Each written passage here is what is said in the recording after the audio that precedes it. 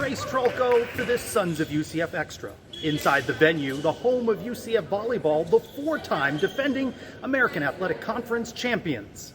The Knights have started practicing for the new season. In 2021, UCF went 19-1 in the American, 27-7 overall. The Knights beat Pepperdine in the first round of the NCAA tournament before falling to 13th ranked UCLA in a 5-set thriller in the second round. 5-peat anyone? Let's get a preview of the new season. We start with head coach Todd Dagenais. Coach, where would you say your overall program is going into the 2022 season? You know, it's when you look back on the history, where we started, where we are, it's right on the trajectory of where we've always wanted to be. We want to be on that precipice of being a perennial top 15 team, an NCAA host, working our way towards getting that shot at really the elite group of 8 or 4 in a national championship. So we've put ourselves on that pattern.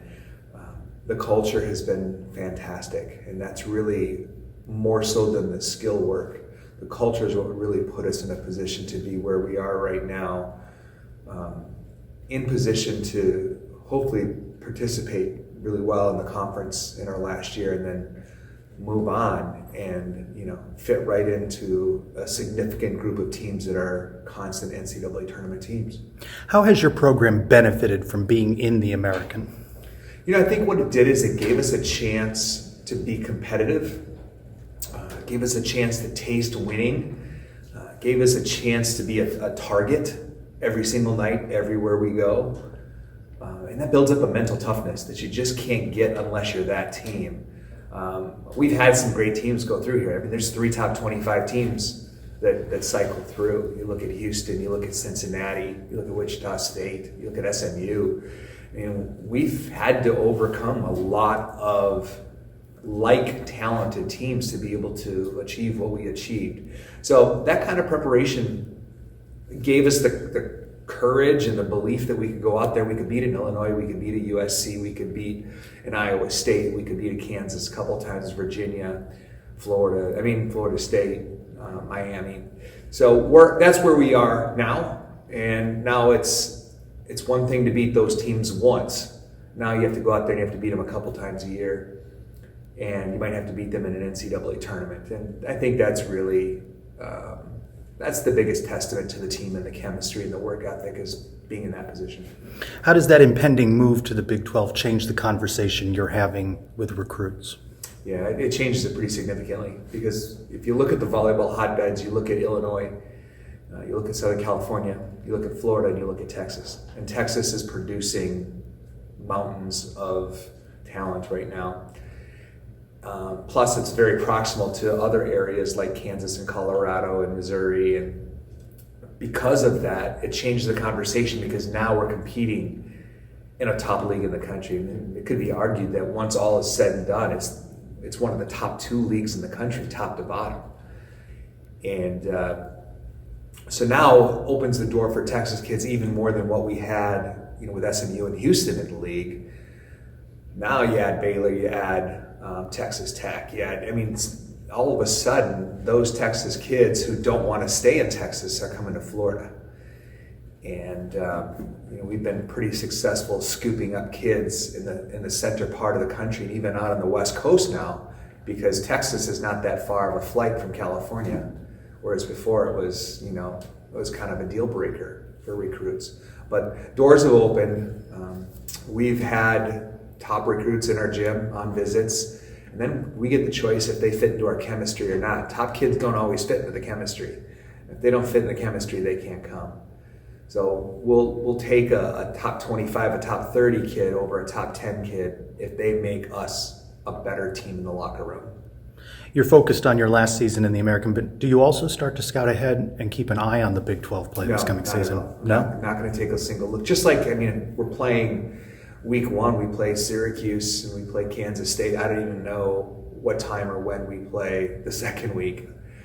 We've always been very disciplined and very meticulous in our preparation, and that's nice to know that a pending move is on the horizon, but right now we're not even thinking about it, other than we play Kansas and Kansas State this year, so we're going to get a little Big 12 flavor. But no, honestly, it's just not something that we're even thinking about in our competitive nature, only in recruiting, fundraising, things like that. When you look back on the previous season, would you say it was satisfying to you and your staff? Yeah, there's no doubt it was. I think we achieved what we achieved. Every year you have a week where you spike. You just go way up, and every year you have a week where you go way down. On it, we didn't have either. It was a steady grind all the way through. The games we played and lost, we played tough and we lost. In some games we had to play tough and we won. But we just never had that letdown match that you just always have one or two every year. You look at the way it finished, it leaves a sour taste. You have a chance to be the top 10, Pac-12 champion on their floor, to go to the Sweet 16, and you leave it out there on the floor. But, you can't dwell on that too long. You got to move into the future. And so that's what we've done. We've moved into the future. We've used that as motivation. And I'm sure that we're going to have a team coming back that's pretty hungry. But, right now it's about our preseason, and then it's about our last go round in a conference that's been really good to us. How close are you to a program like UCLA after you saw how it played out on the court? You take the top 20 schools in the country, and the difference is a hair. It really is. Sure, there's collections of talent at some schools that are better than others, but it's what are you doing as a staff, and what is the team doing as a team to create that cohesiveness? Because on the floor, sure, athletic ability matter, and skill matters. But when everybody has athletic ability and skill, as long as you can execute, as long as you play for each other, as long as it's fun, anybody can beat anybody. Even in a game of volleyball where you have to beat them 3 times, anybody can beat anybody. So how far? I know it's, having been there, I know what it looks like, but I also know that we've beaten those teams, or we've come close to beating those teams, and we've never flamed out on any of them. So we'll throw this team up against anybody, and looking into the future, it'll be the same. How did it feel when you knew Amber Olsen and McKenna Melville were returning for this season? It's like Christmas. Yeah, it was like opening up a package and finding a Mercedes-Benz inside a bow. They, you talk about the heart and soul of this team for so long. Amber actually was the first recruit, then Erin followed her sister. But we always knew that Amber was going to be something really special in terms of running an offense. She's got just the right amount of piss and vinegar, and I've always respected that about her. She challenges the coaching staff, but she does so in a good way. And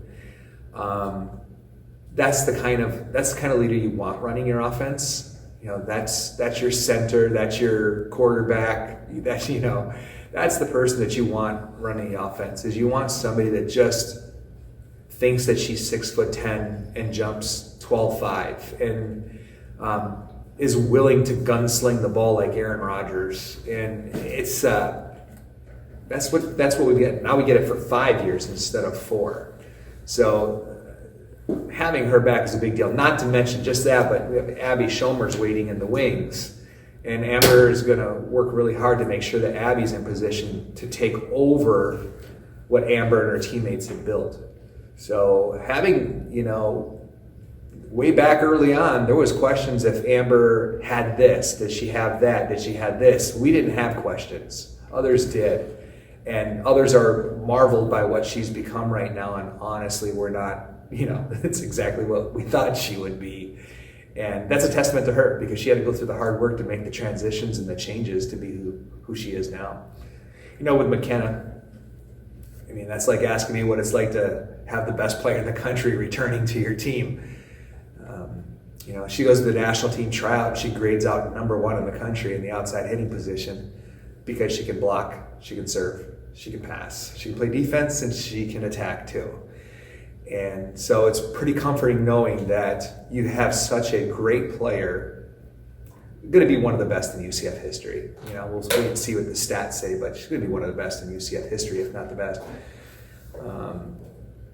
But to have her come back, and again, one more year of that leadership, that attitude of we will not go down, we won't lose, mentoring younger players, there's just so much that she brings back. We've talked about it ad nauseum at this point, but just really happy to have both of them back. Their leadership, their maturity, and the fact they wanted to come back for a fifth year says something about our program. There's a lot of places where athletes have left to go somewhere else for that fifth year, but they cared enough about what they built to stay and see it through.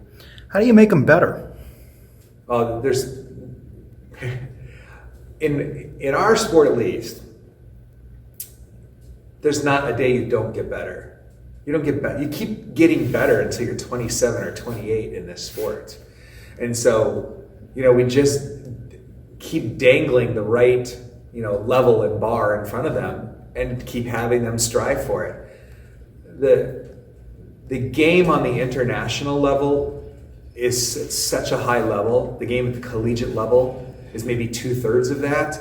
So now we start feeding them international style training. And I think that's something that as a staff we can do with all of us having that international experience. And so that's really what we do. We start training them like international players now at this point. Now, I don't know if they'll go on and have professional careers or not, but that's what you do with a fifth-year senior is, you hope that they want to strive to be better every single day until they walk out the door. And with these two, I'm sure that's what we're going to get. How are your transfers and your freshmen fitting into the chemistry and culture of the program? I really don't know that much. I'm not allowed to be around them. Haven't been allowed to be around them this summer, only in the little things that we've done together and we've seen them. I mean, from everything I've seen and heard, it's as close of a team as we've ever had already, and that's just through the summer B session. So we'll see. We'll get to see tomorrow when we get on the court exactly what we do have. I got some glimpses of it at camp during demos and things like that, but we're going to be a solid team off the court for sure. And if we're going to be a solid team off the court, it means we have a great chance to be special on the court. What do you expect the strengths of this year's team to be? Maturity. I still think we'll have that intestinal fortitude of when things get close, we're still going to find a way to execute. So winning the close ones is a big deal. I think that's going to be a strength. Other than that, I don't think we have to depend on McKenna to win. And that's really what I want to do. I don't want to have to set McKenna 75 times in a 3-game match if we don't have to. We really have the ability to spread the ball around, and we have people who are lethal weapons in every position on the floor, including back row. So if we can get into that position where we're not having to depend on McKenna to carry us all the time, we're going to be a really dangerous team to play, because at the speed of our offense, there's no way that anybody can get up a solid double block against any hitter on the team, unless it's just programmed that we're going to McKenna and they know it, and then she's going to get 3 blockers. But we're going to spread that thing around, front row, back row, left, right, middle, and it's going to make it very difficult for teams to lock in on us.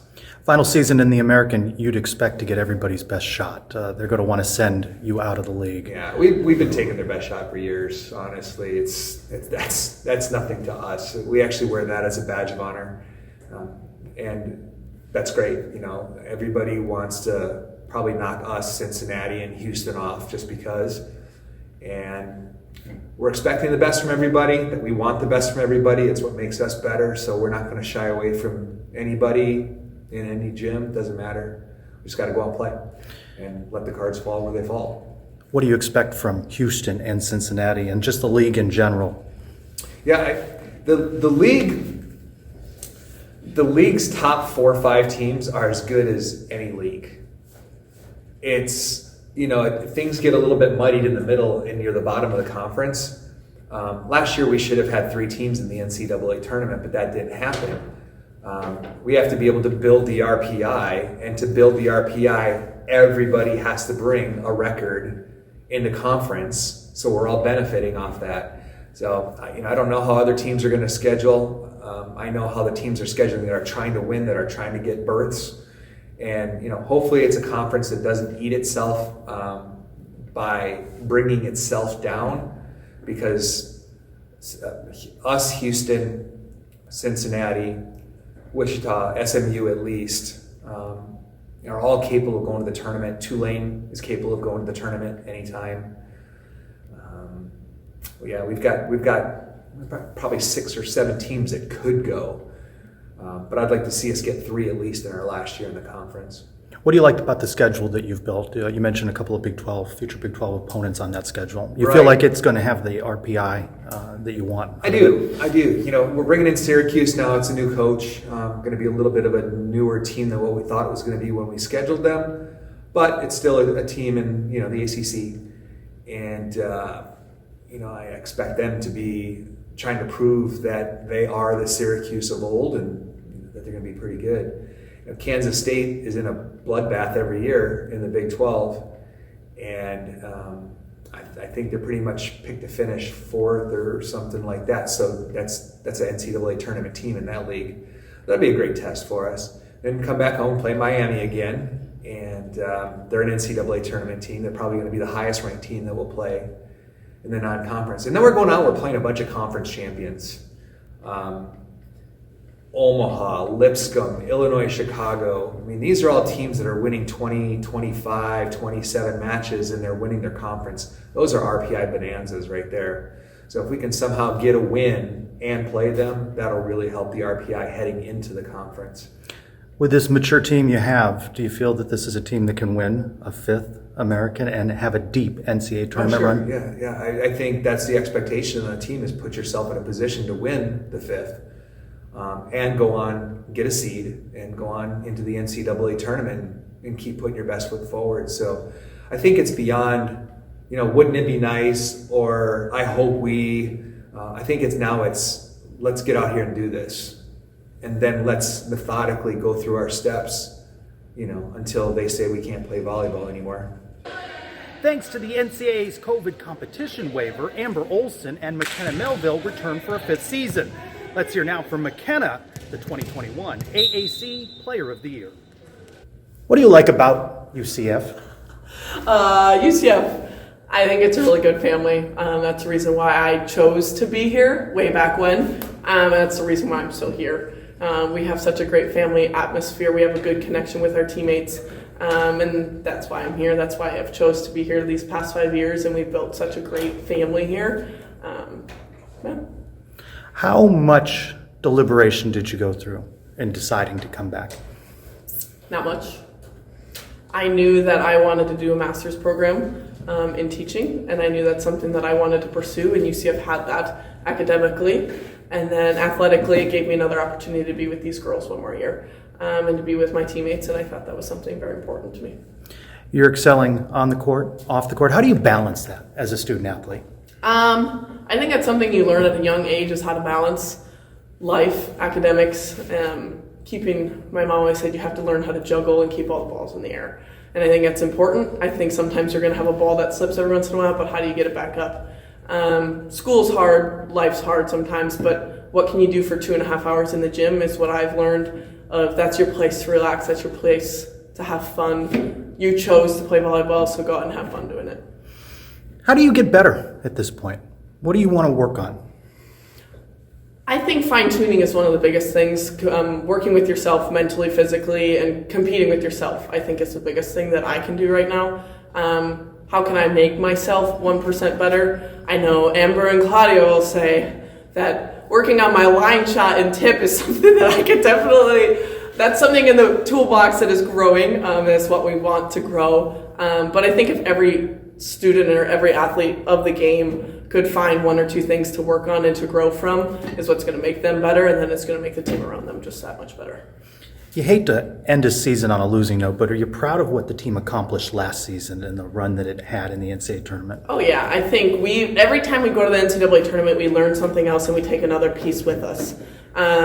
This time we learned how to compete with the big dogs. We understood that we're going to have to fight. NCAA is a different monster, and I think we have to start training that as early as the first conference game of, we're going to the NCAA tournament, here's what it's going to look like, and here's how we have to start competing day one. And that's something that we've learned as upperclassmen of, this is something that we need to keep talking about and keep doing, so when NCAA tournament comes, we're ready to go. So when we went to California last year, we were ready to go. We were on our A game, and I think we played outstandingly well. And everyone didn't crumble when we got to UCLA. We saw UCLA, oh my gosh, there's these big, huge players, but we didn't crumble. We knew how to fight with them, even if people weren't having the best game, everyone else still around us still fought. And they were still fighting. We all just didn't crumble because one person wasn't maybe on their game or wasn't hitting as well. How different is UCF and UCLA, really? Because that was a thrilling 5-set match. Yeah.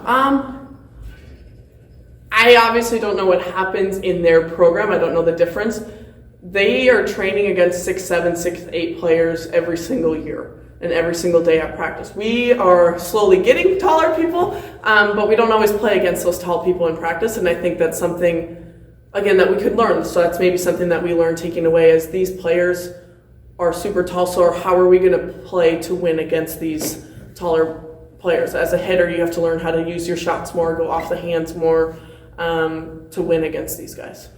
What do you expect to be the strengths of this year's team? Yeah, I think our offense is going to be very powerful this year. I think our block is going to be very powerful this year.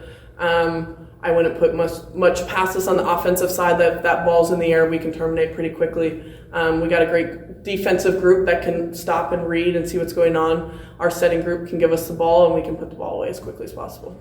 Is there an aspect of your game you enjoy the most, offensively, defensively, something that you really love doing the most? I like kills, but I think one of the best things is blocks. It's normally when the other team doesn't see it coming, something that you can kind of put back in their faces a little bit and be like, I did that, it's done, game over, point done, next ball. Hitting is obviously something I enjoy, but I think when you get that block, it's really good, really fun to feel. Everybody sees UCF coming, right? In the last year in the American, I mean, you're always getting everybody's best shot, but do you think that would be a little bit more from these teams want to send UCF, want to knock them down a bit, as well Houston and Cincinnati? Yeah, I think over the years our target has gotten bigger and bigger on our backs, but I think that's something that motivates us every day in practice, is that we want that target on our back. I think it's a goal. I think it's a standard in our gym that we want that target. We want to be able to perform every day, and we have to compete. Like, we have a huge target on our back every day, so when we go play every game, we know how to compete, and we're always trying to go for the win. What does it mean to be a 5-peat, to have 5 rings? What would that mean to you? I think that'd be pretty cool, pretty special, because, again, you have that target on your back for the past 5 years, and that's something that we've learned to embrace and not shy away from. And I think us as upperclassmen have done such a great job of pushing the standard and pushing what we want to accomplish every single day, so that when we get to the games and we get to the tougher matches in conference, we know how to perform. And it's not something that is different than what we've been practicing every day, because we're competing so well in our gym every day. When we get to a game, it's not as big of a shocker when we get there. So a goal for this team for you is to first win the American, but can this also be a team that makes a deep NCAA tournament run? Definitely. I think we have some great transfers, great freshmen coming in that are going to push us every single day in practice. I think that's such an important part, is new people coming in and the attitudes that they bring. And this group of girls are bringing such great attitudes onto our team and such great competitive natures that it's going to up our level of game. So I can see us going pretty far in the NCAA tournament as long as we're competing every day. What are you most looking forward to in this last ride? Yeah. Taking in every moment and enjoying it along the way? I think just competing. I think I've said that probably 16 times. But I like just going. I love practice. And I think when you stop loving practice is when something is maybe you need to recheck. And I've always loved practice. I've loved going into practice. So that's something every day that I'm going to love, is finding joy in practice and finding extra joy in games. So that'll be fun. The quest for a 5-peat begins when UCF opens the regular season at home in the UCF Challenge, with matches on September 2nd versus Syracuse and September 3rd against Kansas State, a future opponent in the Big 12. As is Kansas, the Knights face the Jayhawks on the road. UCF received 55 votes in the American Volleyball Coaches Association's preseason poll. That's good for 32nd place. With the Sons of UCF Extra, inside the venue with UCF Volleyball, I'm Trey Strolko. Go Knights! Charge on.